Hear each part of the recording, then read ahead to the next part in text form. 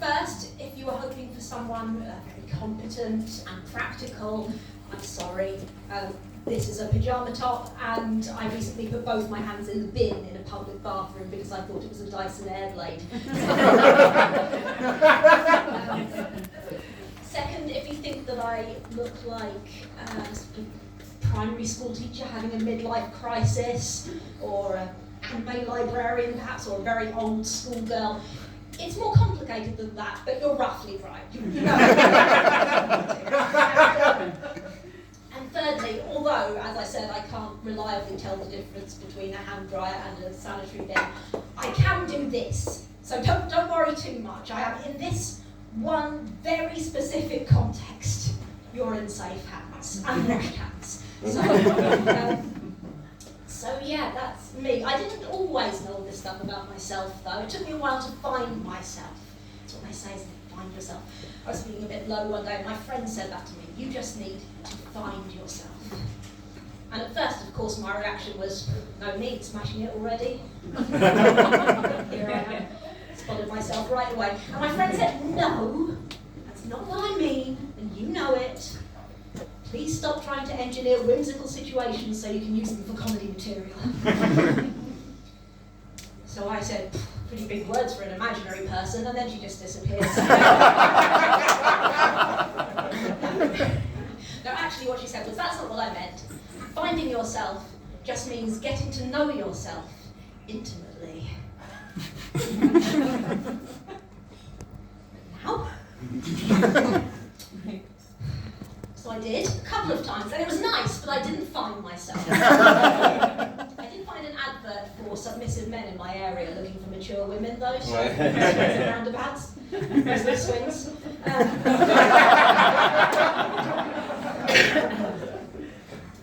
But it turns out that finding yourself is actually more to do with understanding your essence, your soul, what works for you, what makes you tick. And I realised that I've been at least trying to do that all my life. I haven't lived an unexamined life. You might be able to tell from my energy that I'm not what you'd call an underthinker. Okay? Like, for instance, when I was a child, I found religion quite early on. You know, I was brought up evangelical Christian. Yeah, you may well. For those of you who don't know what evangelical Christianity is, it's like regular Christianity, but cool. Except that that's satanic, so you're not allowed to. Except that's just that backwards, isn't it? And it's also the side of the hippie movement, which is quite anti-Christian. And I think my top is a bit low cut and my skirt's a bit short, and I am a woman speaking out of turn and probably blaspheming. So, long story short, growing up evangelical has had no long-term negative effects on fine. I was well into it though. I was a Bible basher, that's what they called us. I bashed the old Bible. I was a God botherer. I bothered God. Something audacious about that, isn't there? The idea that you could be that irritating. You managed to bother the literal, all-powerful creator of mankind. Just wandering along, singing a little song to yourself. Bright light streams down from the sky. You hear the sound of a heavenly chorus. Actually, that's Countdown, isn't it? You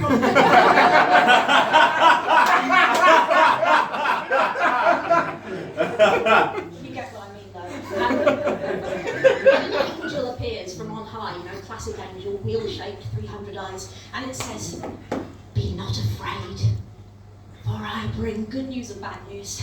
The good news is, you win! Hey! Christianity is the real one. Out of all of the religions across time and throughout the globe, even the ones that Christianity stole from wholesale and then denounced, yours is the one that's real. You won the religion competition. Oh, the bad news? Yeah, you're sort of annoying God.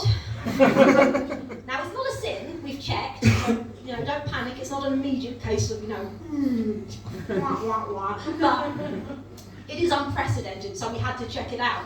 And our Lord God wanted me to convey to you that Baby Shark is right on the cusp of sin.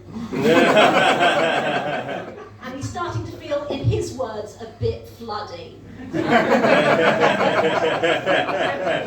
that as he's not just funky, he's not had a documentary documented rest since several Sundays ago.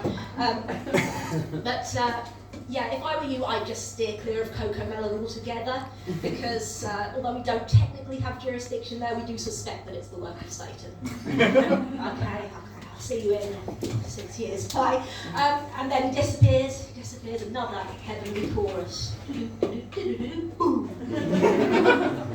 That's the stupidest thing I've ever written, I'm standing by it. In the end though, I didn't really find myself until I took up this comedy. It was always on the cards, you know, even from the day I was born, you know, I came out arse first. It's true.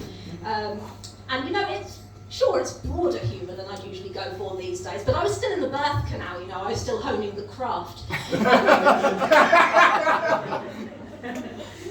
When I learned how to talk, I told my first ever joke. This is genuine now. My first ever joke was, what's green and doesn't have a restaurant? Kermit without a restaurant. And now I am a comedian. And it is the most amazing all-purpose loophole. Like, if you're largely incompetent like me and dealing with a lot of trauma like me, you can take all that stuff, flip it around, call it your material. It's amazing. You can have that life hack for free. You can have that because, let's be honest, we're all largely incompetent. We carry a lot of trauma, aren't we?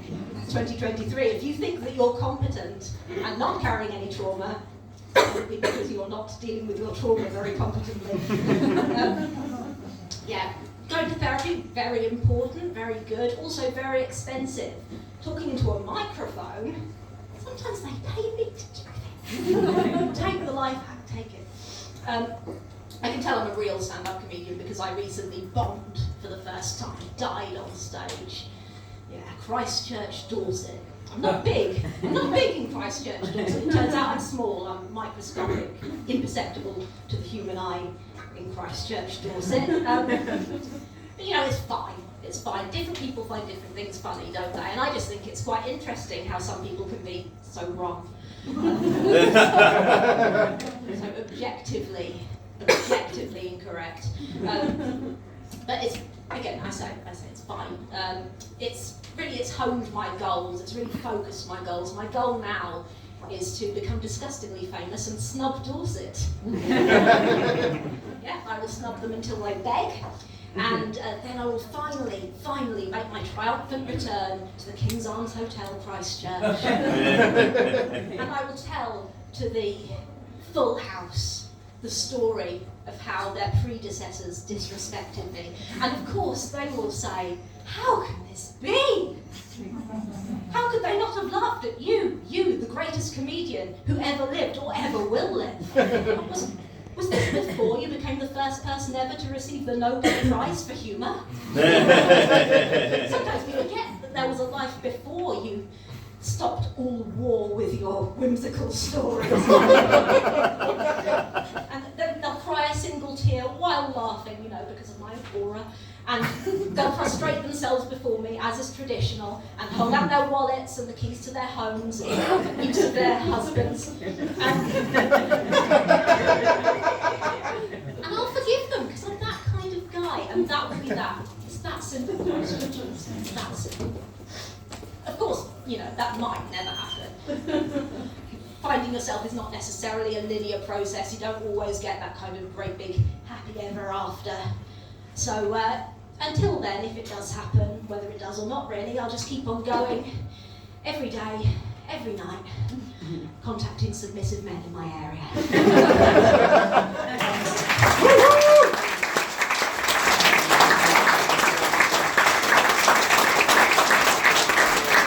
Congratulations, everyone.